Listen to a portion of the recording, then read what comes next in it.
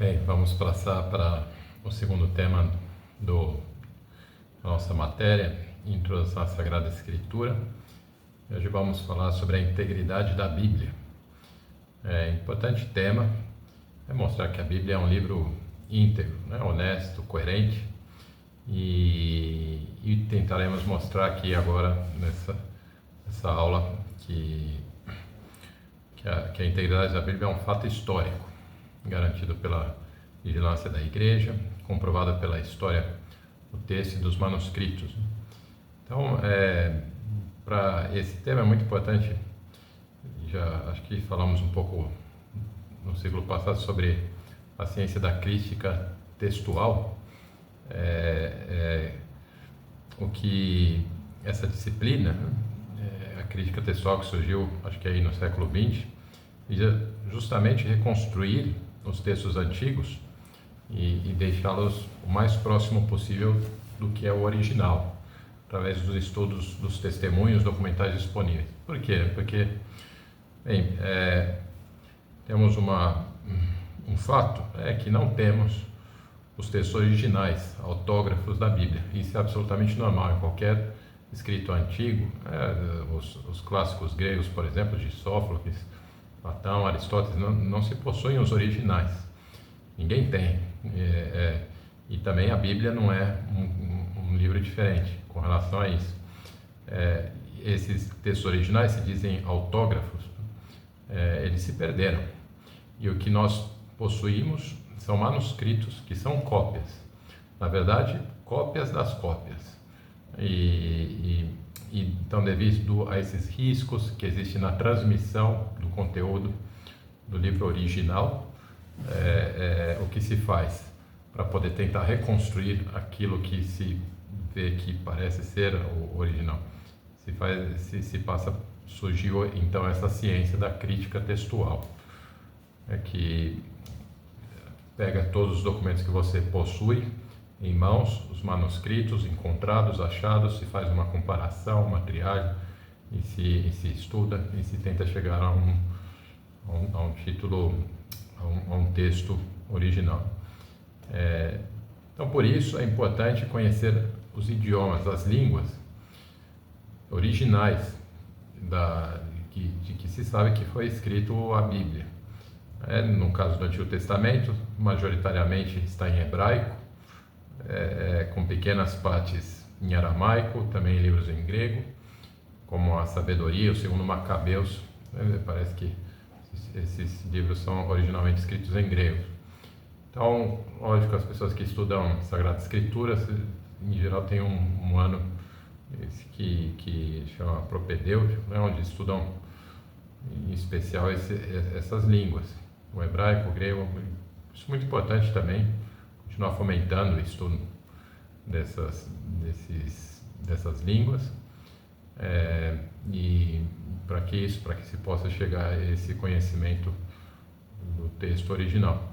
Depois, o Novo Testamento, quase integralmente escrito em koiné, grego koiné, que era o grego falado na época de Jesus Cristo, o grego popular, se diz, com exceção daqui do Novo Testamento, ao Evangelho de São Mateus, que parece original escrito em aramaico. E também aqui o livro nos fala um pouco, nos dá um pequeno detalhe sobre a diferença entre a mentalidade grega e a mentalidade hebraica. Isso se pode entender lendo os textos originais em grego e hebraico. A mentalidade grega é essencialmente lógica e contemplativa, busca o princípio, o arché, em grego, das coisas, e vê o universo como um cosmos ordenado, prioriza o sujeito pensante. Em geral, os livros que vêm da cultura grega estão voltados assim, vem mais o sujeito pensante. Depois, a mentalidade hebraica ela é mais dinâmica e centrada na experiência, na audição, na busca escutar a Deus. E Deus disse, no segundo dia Deus criou, Deus fez, Deus falou a Moisés, por exemplo, diga para o povo que... Portanto, se vê nessa mentalidade hebraica, se vê o tempo como uma história de salvação e prioriza o sujeito responsável que obedece, que ouve a voz de Deus, e obedece. O que Deus disse, o que Deus fala. Moisés recebe a lei do Monte Sinai e Deus ordena e o povo obedece. Existe essa diferença entre essas duas culturas quando se lê os livros. Bem, um pouco sobre os materiais, a evolução dos manuscritos. É importante falar isso para ver como foi possível chegar a ter as cópias, né? E por que se perderam os originais? Bem, ao longo da história foram diversos os suportes utilizados para manter os acontecimentos históricos escritos, né? Então se usavam tábuas de argila. Parece que aí nessa região, acho que da Babilônia, não sei, né, que se utilizava mais pedra, metal, e depois surgiram o papiro, acho que aí dentro do primeiro milênio antes de Cristo. Esses outros escritos, essas tábuas e metais aí são da época de 3.000 anos antes de Cristo, mais ou menos. Você já se tem alguns objetos desse tipo, né? Mas os papiros e os pergaminhos, que foram onde se tem os manuscritos mais numerosos, eles surgiram aí por volta do primeiro milênio de Cristo. O papiro surgiu em primeiro. Ele é de origem vegetal, tem um custo mais barato. No entanto, a durabilidade também é mais curta. Basicamente, né, o papiro é fabricado a partir das fibras de uma planta muito abundante no Egito, o papiro. E aí essas fibras são aglutinadas, espalmadas com uma espécie de cola, parecida com o papel que conhecemos hoje. A grande desvantagem é o fato de ser um material perecível, mas ao mesmo tempo é mais prático, mais feito, mais barato e prático, sendo comparado ao papel mesmo, como nós falamos. Então foi um material de escrita comum para a antiga Israel, importado do Egito através da costa fenícia. O papiro chegava com frequência através do comércio e eles utilizavam para poder escrever, deixar gravada tantas coisas, entre elas os livros da Bíblia. E é isso. O problema é que é perecível, e por isso, para que aquilo se transmitisse, para que os livros se transmitissem para o livro, tinham que ser continuamente copiados, feitos cópias, e aí há sempre o risco de se mudar aquilo do texto original, de se modificar pequenas coisas. Os copistas às vezes podem estar desatentos, ou então eles mesmos terem alguma iniciativa de mudar o texto. Então é isso. E para se escrever no papiro, se utiliza o caule da própria planta, se utilizava para escrever. Depois o pergaminho. Ao contrário do papiro, o pergaminho era de origem animal, feito de pele curtida e polida, e os hebreus conheceram esse material através dos persas, por volta do século II a.C. Então veja, né? O pergaminho vem parar nas mãos dos hebreus de forma apenas do século II a.C., quando boa parte da história da salvação já aconteceu. Se pegarmos aí a história do rei Davi, por volta de 1000 anos antes de Cristo, Moisés também, 1300 anos de Cristo. Então se entende que até então não havia o pergaminho, e essa técnica então do pergaminho foi aperfeiçoada na cidade de Pérgamo por volta do ano 100, e por isso se chama, tem esse nome, pergaminho. Custo e qualidade desse material: é um material mais caro, mas no entanto é mais consistente, mais resistente que o papiro, por isso mais durável, poderia ser.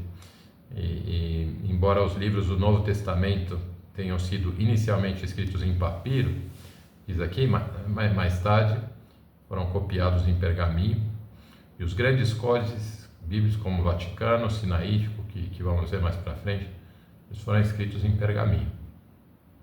E qual é o instrumento de escrita para escrever no pergaminho? É o tálamo, um talo de junco, afiado com uma fenda na ponta, que vai fazendo a marca, que vai podendo fazer a escrita. Então veja, papiro, material vegetal, barato e frágil, pergaminho, material animal, dispendioso, muito mais duradouro. E aqui a gente entende, então, por exemplo, todo o tema de não ter o texto original. Né? Por que não temos mesmo? Porque, bem, tantas vezes todas as coisas foram escritas aí, né? Em papiro, que vão se perdendo, vai perecendo. Com pergaminho isso daí acho que deu uma melhorada, mas é por isso. Né? O formato dos livros que foram conservados, inicialmente eram organizados em rolos, muito utilizados na liturgia dos judeus, né, que se faziam os rolos que poderiam ser de pergaminho ou de papiro, e que então esses rolos eram utilizados e guardados então nas sinagogas, utilizados por muitos judeus, e isso daí proporcionou também um certo conservação de alguns objetos que depois se utilizavam para reconstruir o texto bíblico. E depois surgiram os códices, que eram folhas agrupadas em volumes, muito parecido com o livro moderno que nós temos. Se pegavam 3, 4 páginas e se juntavam por fios, e aí se agrupavam e formavam o caderno, né? Que o formato foi muito propagado a partir do século II depois de Cristo. Aqui é importante as descobertas de Genizá e Qumran, para poder entender, foi um grande achado que ajudou muito na reconstrução do texto. A primeira descoberta de Genizá foi em 1896, muito recente essa descoberta. Até antes, o que se tinha eram textos, acho que do século X depois de Cristo, o manuscrito de Leningrado era o principal manuscrito que tinha o mais antigo, mas em 1896 foi feita essa descoberta em uma sinagoga do Cairo, uma câmara denominada Genizá, local onde eram armazenados manuscritos bíblicos que já não serviam para o uso litúrgico. Se descobriu lá 200.000 fragmentos, datados do século VI e VII depois de Cristo. Veja, né? Um grande achado, 200.000 fragmentos. E o principal avanço desse achado foi que se descobriu um texto original hebraico do livro de Sirácida, do Eclesiástico, do qual até aquele momento só se conhecia a tradução grega. É muito interessante, né? Poder encontrar o livro em hebraico, original, não original, é uma cópia, né? Mas todo ele no livro de Eclesiástico. Depois em Qumran, que se descobriu entre 1947 e 56, a maior descoberta do século XX, alguns beduínos encontraram vasos de barro contendo rolos da Bíblia hebraica em grutas na ribeira ocidental do Mar Morto. Então, foi uma achada ali ocasional, não sei se estavam passando por ali, encontraram esses vasos de barro contendo rolos da Bíblia. Que foi encontrado ali manuscritos que cobrem o período entre o século II a.C. e 70 depois de Cristo. Impressionante nesse achado. Tudo isso, lembremos, Bíblia hebraica, tudo no original, no idioma original que nós falamos do Antigo Testamento, o hebraico. E foram achados fragmentos de quase todos os livros do Antigo Testamento, e com exceção de Esther e alguns outros livros deuterocanônicos, mas o avanço principal foi que mais de 1000 anos, que esses achados, esses livros são de mais de 1000 anos anteriores aos manuscritos hebraicos mais antigos que se conheciam até essa época. Como a gente disse, né, até essa época as descobertas, os manuscritos hebraicos mais antigos que se dispunham no século X depois de Cristo, que são parte por exemplo, os manuscritos de Leningrado, que é de 1008 depois de Cristo. Então é um achado que mostra isso mesmo, né? A integridade da Bíblia, como a Bíblia é um livro coerente, que foi se formando ao longo dos séculos e que se preservou. todo esse conteúdo. Houve, por isso, também uma validação textual. Um dos grandes achados mais impressionantes de Qumran foi um rolo de Isaías, escrito 2 séculos antes de Cristo, e quando se comparou com o texto hebraico, que já se possuía do texto do século X depois de Cristo, mais de 1000 anos, se verificou que eram praticamente idênticos esses livros. Então também aí um fato impressionante que mostra, né, que em 1000 anos de cópias de manuais nada foi alterado na substância do texto. O texto substancialmente permaneceu o mesmo.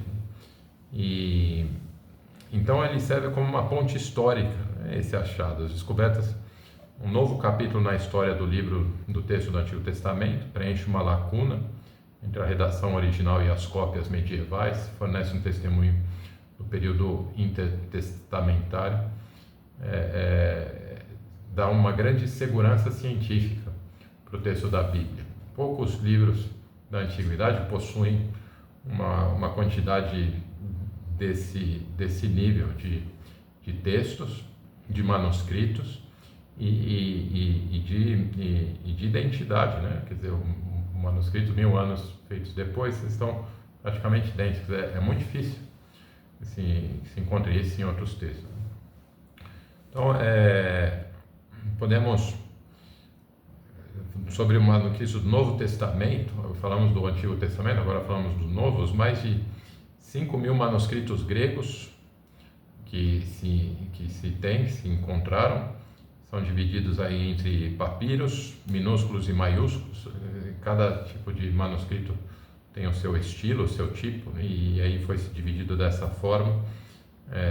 Minúsculos eram feitos por exemplo, né, com letras minúsculas, praticamente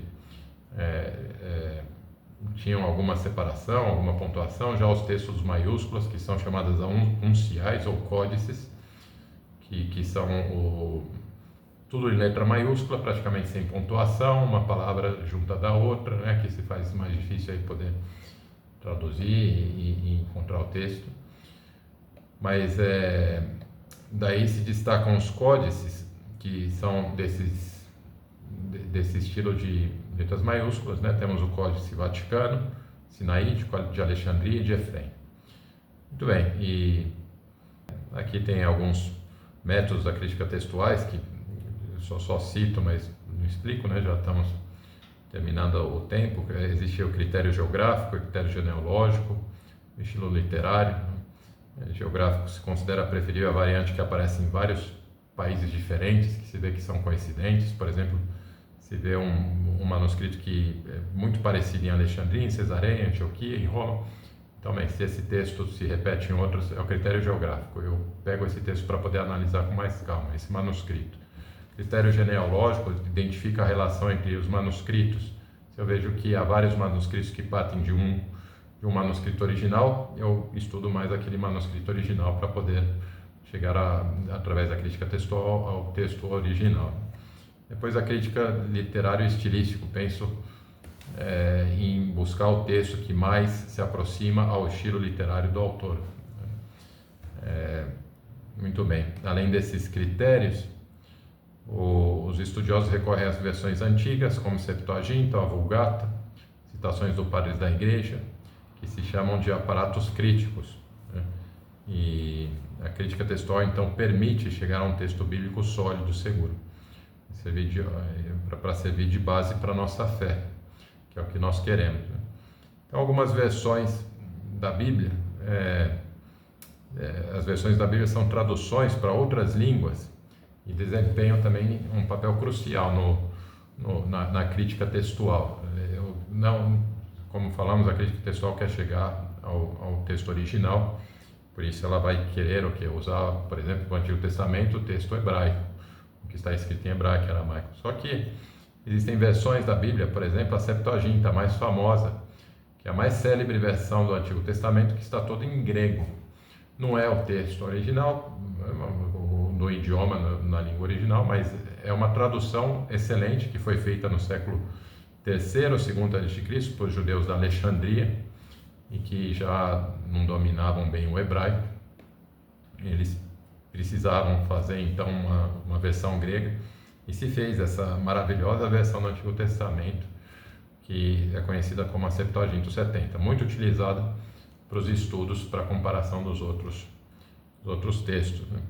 Depois temos as versões do Novo Testamento em línguas orientais, o siríaco e o latim, duas línguas mais utilizadas na comunidade cristã primitiva, além do grego. É conhecida a Vulgata de São Jerônimo, que a pedido do Papa Dámaso realizou e fez uma tradução direta do hebraico do Antigo Testamento para o latim, num latim bastante erudito, um latim bem estudado, bem conhecido, que tinha São Jerônimo. A Vulgata se torna a referência principal para a cristandade durante muitos séculos, o texto de São Jerônimo.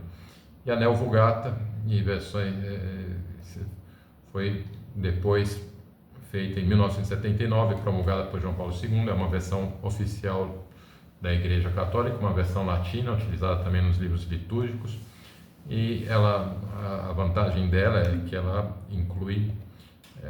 incorporou os progressos da arqueologia e da crítica textual do século XX, que levou então a novas edições. Então, nós temos essas três principais, né, versões, a Septuaginta, a Vulgata, a Neo-Vulgata. Muito bem, então terminamos assim com essa aula. Gostaríamos de justamente concluir que a integridade da Bíblia é um fato histórico, garantido pela vigilância da Igreja, comprovado pela história do texto e dos manuscritos, nos serve também, então, portanto, como uma grande fonte, base para a nossa fé.